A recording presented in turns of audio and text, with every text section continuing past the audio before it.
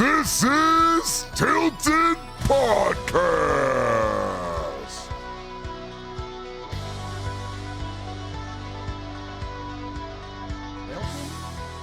Welcome, guys. It's Jelly Bean time. Oh, Here are hell. my boys. But What's before up? we jump into our losing bets, other than one person up in here, we're gonna go ahead and talk a little football, a little college football. Some big games this week, some big games last week. I'll let Anthony take the horse and get her going. I mean, yeah, just we're getting into, I feel like the preseason for college football is over, and we're getting into some serious playoff shit going on here, like some serious playoff implication games going on. Huge game coming up this week with Bama and Georgia.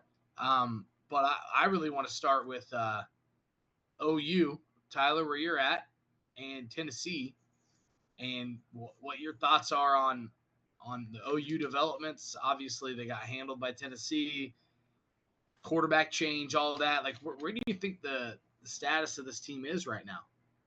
You know what? I know they made the switch to Hawkins Jr.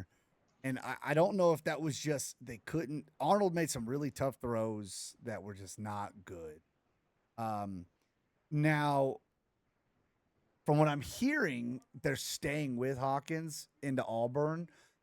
I still question if the fact that they go get blown out by Auburn if they revisit back with Arnold. This might be.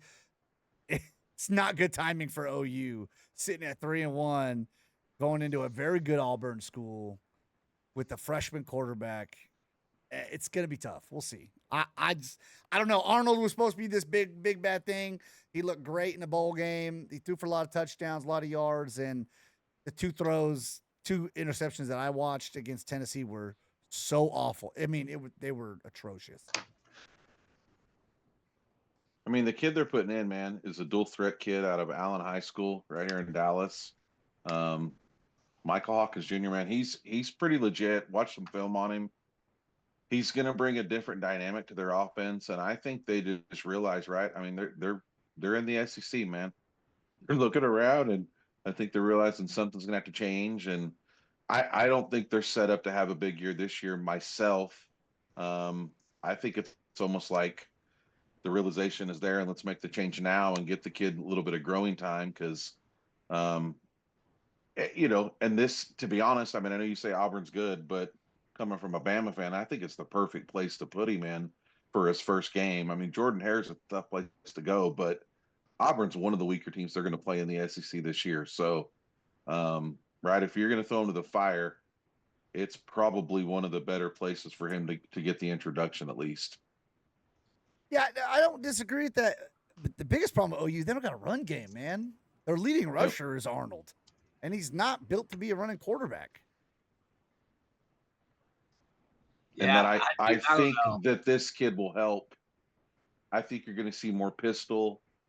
You're going to see a different flow. I think it will help the run game over time, but it's just going to take some time to adjust. Yeah, I think it's one of those things where I called this in the preseason.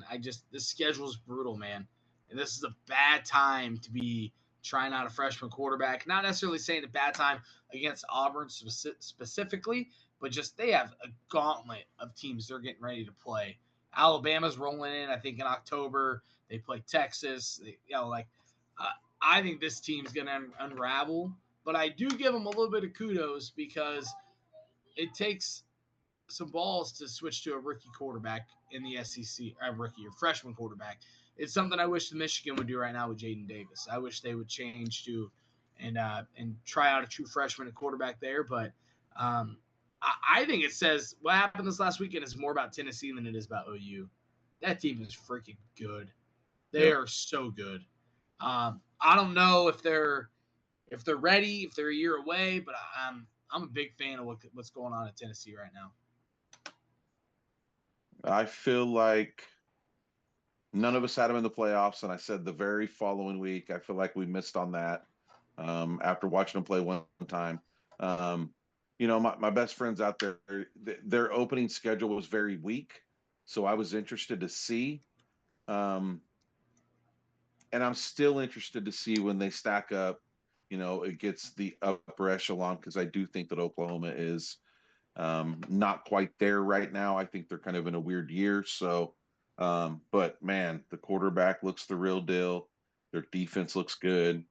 Heupel's fun to watch, man, as a coach. So, I think they're definitely in the playoffs at this point. I don't see how they don't make it with how they look at this point. They got two really big tests. I believe the Alabama goes to them, and then I believe they go to Georgia in November. So they got some pretty big tests, but really, that's it. Like, I know that those are big tests, but it's only two, right? So, like, if they come out of this thing with one loss, even two losses, 2 losses in the SEC is going to get you in.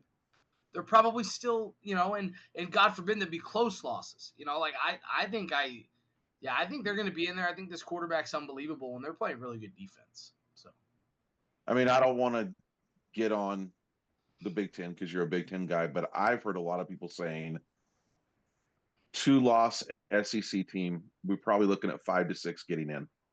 It's just going to happen. Like Ole Miss, it's the same scenario. If Ole Miss ends up with 2 losses, it's the same 2 losses. How do you keep them out? They're just too good. They're one of the best 12. So I don't see how Tennessee doesn't get in. They just look the real deal right now. Yeah, I don't know. I mean, Tennessee looks phenomenal, and we sit here and talk about Tennessee, and how I can never say this guy's name, man. His last name is goofy. Just say Nico. Old Nico here. He slid up to right now. His odds are at 4 for Heisman, but I think we all overlooked Cam Ward in Miami. Holy smokes! They look solid. That boy looks good. That's a good football player right there, man. He's a great quarterback. He's leading that team well. They're scoring so many points. Yeah, I don't know. SEC, man, I agree. There's potential to be 6 teams from there going into the playoffs, but we'll see what happens. I think I just looked at Ole Miss's schedule. They don't play Alabama, so they do play Georgia. So I could see them being a 1-loss team, but I mean they play OU. But yeah, I think it's I do like them, but yeah, I think Tennessee. I don't know. Tennessee might be my secret favorite, but obviously the Bama guy here is not going to agree with that. No, they've looked better than us so far. We're going to get into Alabama. I think we've been very vanilla up to this point, and I think that's been on purpose. So, we're about to find out, a lot this weekend. And what's wild about the SEC is they have 6 already in the top 12 right now. Yeah. So it's crazy, and I believe they have 9 or 8 in the top 25. I think 8. But yeah, really? You're looking at Missouri is at number 11, Ole Miss at number 6, Tennessee at number 5, Alabama at number 4, Georgia and Texas 1 and 2. That's top 12. That's crazy. Yeah.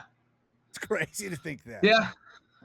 So speaking about the actual best team in the SEC in Texas, Arch Manning. What do you guys think here? What's your gut on this? Like, do you think Ewers gets back in? Do you think Ewers gets your job back, or is that Archie Manning's to go from here on out? I like Archie Manning. I do. I think Archie. I know it's Arch, but Archie's a baller, man. But the problem is their coach is firm. Already came out and said when Ewers is ready to go, he's back. He's starting. They've already made it clear it's his team.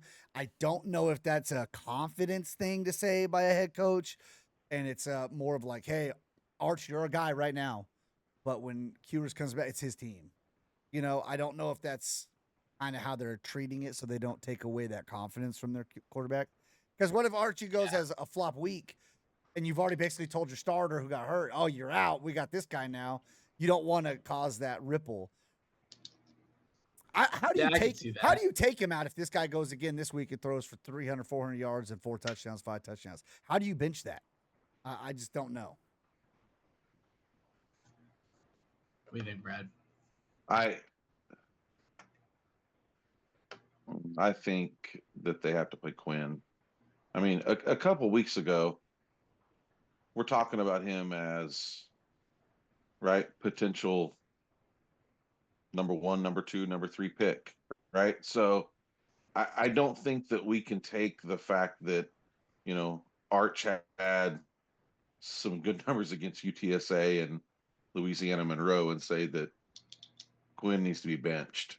I mean, what would Quinn have done in those games? He would have lit the field. So I think it's easier to go back to Quinn, and knowing that Archie is the guy next year. I just think that's the way it's going to go.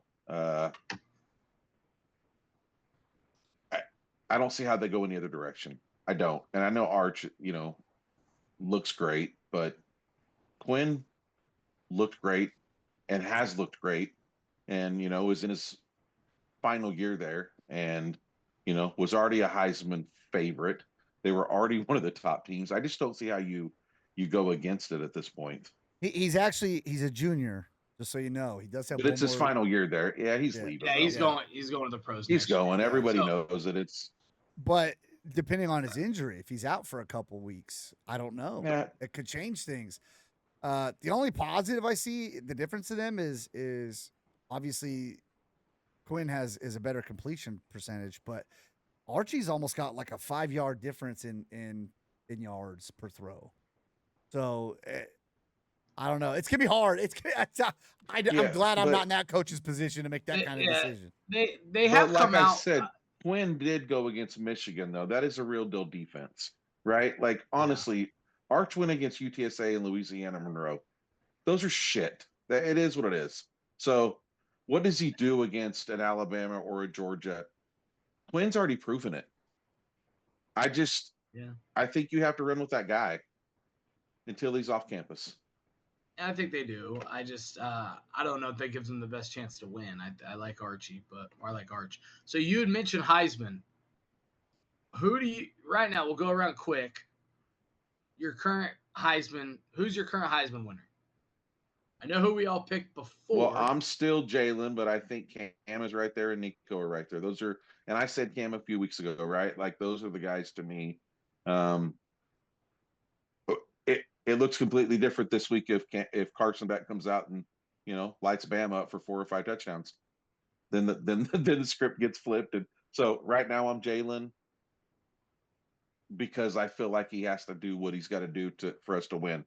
If he doesn't do what he's got to do, I'm going to be all over Cam, and that's the direction I'm running right now. I really like Cam, and I think Cam's a baller. But at the end of the day, I think we overlook Jackson Dart. And I think Dart is a dude's throwing the ball 1,100 yards, 10 touchdowns, 1,500 yards, 12 touchdowns. He just looks good. I think I bragged about it. I was teetering with him when I was originally going to pick Jackson, but I went with Gabriel just because how good I felt Oregon was going to be, and they haven't. I don't know. If I'm going to take somebody and I like Dart.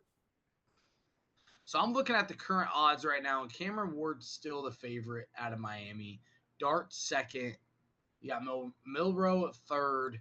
Nico in Tennessee's fourth, and Dylan Gabriel fifth. My thought is, and I looked at Miami's schedule, they only play one more ranked team this year, and it's 15th ranked Louisville. I think he probably has the cleanest path to it, whereas I think you can already put Cam Ward's going to be. They still do this thing in New York. I think that's where they do it every year. I think he's going to be there. He's going to be a finalist. But I do think there's two guys. Nico, he has 2 monster games, Georgia and Alabama. How he performs in those games can propel him above Cam, in my opinion. And then Dylan Gabriel has 2 monster games, Ohio State and Michigan. How he performs in those 2 games can propel him above Cam, in my opinion. But Cam, I think, has the easiest path forward, and I think we'll be sitting there at the end. But I agree 100% with what you're saying, Anthony. I do. Yeah. Cam's got it easier, but what you're saying is why the other guys have a shot. That's why I think Beck has a shot, Milroe, Nico. Dart, because they're going to have some bigger games that are going to be seen more, that if they perform in those games, I think that's what gets them the trophy over Cam in the end. Just because I just feel like they're going to be on display a little more. Yeah. There I don't is know. one other guy right behind Carson Beck in the current Heisman odds, Brads, that I know that you're going to love is Travis Hunter. He, from Colorado. He's good, but they suck. Come on, man.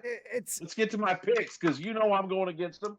Here's my thing about him sucking though, and this is what sucks. It's turned into a quarterback award. It's very frustrating. This dude is playing both sides of the ball every play. How can you tell me if this guy gets eight interceptions this year and has 20 touchdowns and over 1,500 yards receiving? How is that guy not a Heisman winner? How? He's a Heisman finalist, but how is he not a winner? You play both sides of the ball. Because he doesn't run a team. And running a team is the hardest. Well, running a team is the hardest thing you can do in sports, right? Other than hitting a baseball right individually, running a team as a quarterback is the hardest thing you can put together.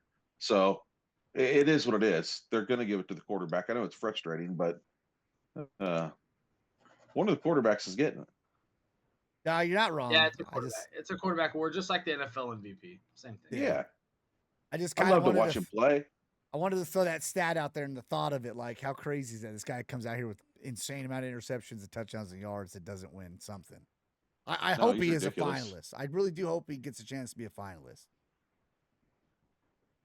Be good exposure for Colorado. They need more exposure. Oh yeah, they do. Yeah. They're on TV more than Leave It to Beaver. Oh, Jesus. How old are you? It's like an old joke. That's why I said it for you. Oh, God. I love it. Exactly. That's how much they're on TV. And they suck. Let's get through these damn bean standings. Oh, you want to talk jelly beans? Because Brad, I mean, he finally won one. On us last week. Yeah, finally won one. The funny thing is, I've won a bet every week, and you guys just start paying attention. We're paying. Brad is officially in the green for the year. Hold on. I don't count placing a minimal $20 bet on almost a guaranteed win is a win. No. I mean, it is well, a win. Hold on. You have been saying every week that your 7 legs are guaranteed. These are all guaranteed. Put it down. It was not guaranteed this week. No. Look at these games. These are all guaranteed.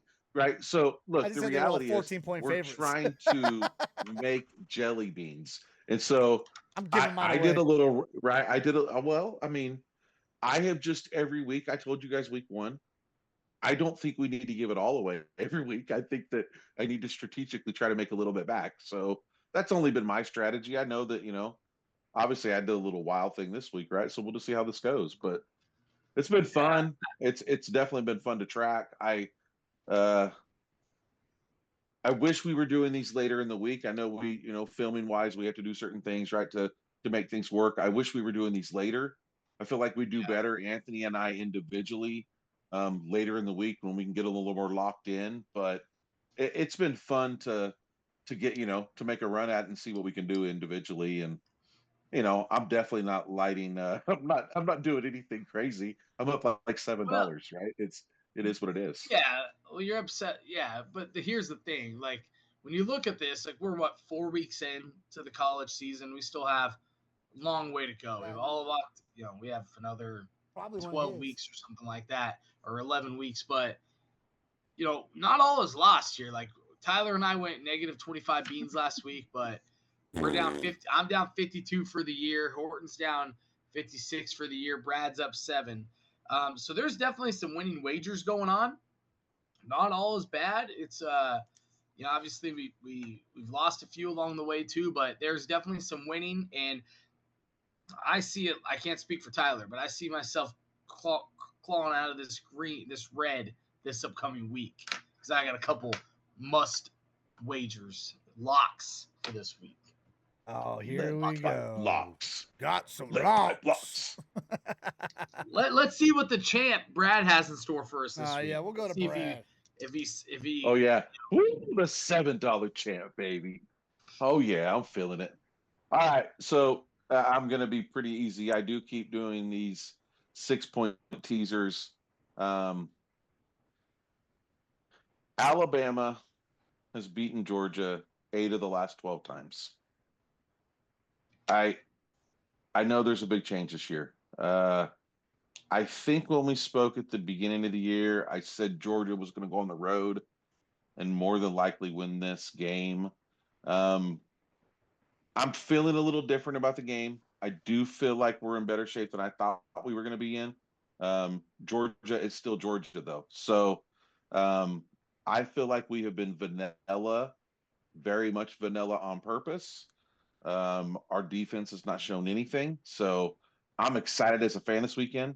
I'm not excited enough to, jump on money line and just go for it, right? I need to kind of see where this goes. But I've got Alabama and Boise State. It is a 6 point teaser. So Alabama will be getting 8 at home. I do feel good with that, with our past record against Georgia. And Boise State needing to cover 2 at home. Boise State is my team, that I feel like will get in as that fifth team into the playoffs. I've been saying that all year long. They look good, and at home they're always fun to watch. So that's a very simple 6 point teaser. Bet 25 to win 50, right? So I want to stay in the green. That's my whole goal. The other one, I'm gonna get a little wild like my guys here. This is one of, like Tyler's like lead pipe lock type of things here, man. We're gonna do it right. We're gonna do like an 11 leg parlay here, right? We're gonna get wild. It's a plus 974. They are all money lines. They all should win. It doesn't typically go that way, right? So, I mean, one of them, James Madison, absolutely destroyed North Carolina last week, right? They put up So 70 points. they put up 70 points. So these are all That's money line nuts. bets. I've got Michigan. I've got Ole Miss. I've got Indiana. I'm still riding Boston College. Anthony knows that. You I've are been riding it. riding them Um, hard, brother. James Madison. The next one I love because it's at home against Colorado. I'm going UCF.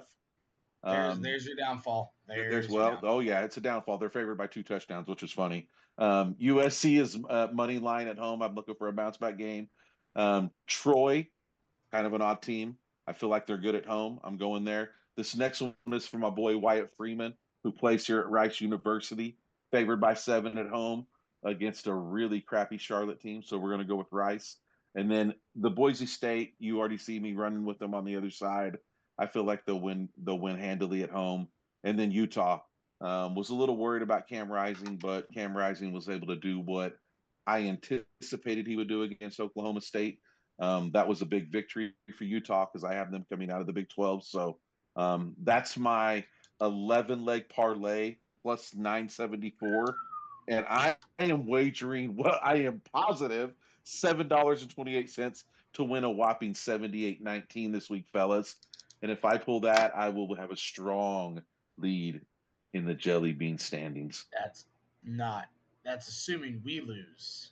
Well, Yeah, don't you yeah. do that every week? No, Yes. I don't do that. Yes, every week. I Otherwise do. we'd I be do. down- I do. every week. Otherwise, Thank you.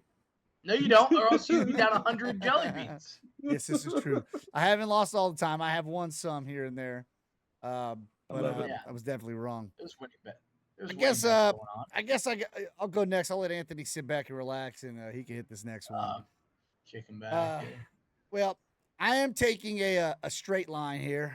It's gonna be a straight bet. I got OSU money line. They're gonna be playing Kansas State. It's gonna be a good one. OSU, excuse me, had a rough week last week. So did Kansas State. But the only thing that makes me a little doubtful about this game is the fact, and I think this is why it's in the favor of Kansas State to win, is because they're in Manhattan, Kansas. So I just like OSU's team, man. I think they've got a good little squad there. Kind of flatlined this week, but I like to bet. So I'm putting 20 on them for $57. And then I got a little fun 4-legger. Miami's too damn good, and Ole Miss is too good. I think they blow out both teams they play. Texas A&M, I need them to beat Texas A&M for once. And Temple, honestly, this is more just a sucker bet. I didn't even really pay attention to who Temple was taking. But I know that they have been playing well, and I just didn't like the 12.5. Who are they playing? You don't know? No, I looked it up earlier, and I have now forgotten. Oh, they're playing Army. Yeah, so I just Oh, your bet's gonna be done by tomorrow, dude. They play tomorrow. yeah, it'll be over by tomorrow night, so Nice. I'll know. Nice, yeah. Sweet. But that's a Okay. $5. We won't have to worry about your beans, dude. Yeah, We don't have to worry about your beans. $5. His standings will be 5 beans. updated by 10 Yeah, Eastern Yeah. No doubt. Thursday evening. That is funny, dude. That's so funny. No, I mean Alright, not all of them. let's My let's- big let's- game is on Saturday, 11 a.m. Okay, That's OSU true. to dominate Kansas State. The big game for both of them. They're both in the top 25. They're both 3-1. So, Agreed. but all right, let's go to. Well, let's show Anthony. you what my master class. You know Michigan's in these bets all the time. My master class of wagers. So my lock of the week is my 3-legger. This is it, dude.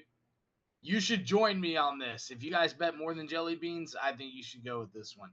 I think you tease Miami down to 13.5. I think they definitely won by a couple of touchdowns. Michigan's offense isn't good. I'm not giving them credit for more than a touchdown win. I'll take them to win by a field goal or more. They should win by more, but just be safe. And then just a slight tease on that Clemson number to get down to 20 so they can win by 3 touchdowns. Wagering 20 of my jelly beans to win 64-19. And then I agree with you, Tyler, on Ole Miss. I got Nebraska money line, Liberty -3.5, and Notre Dame. Since that loss, Notre Dame has been playing lights out and dominating people. So I think that continues. And I like wagering 5 jelly beans to win 43.85. And I anticipate my name being in the green this upcoming week. No, I Tell would me what like you to love see there, us all Brad. get to the green.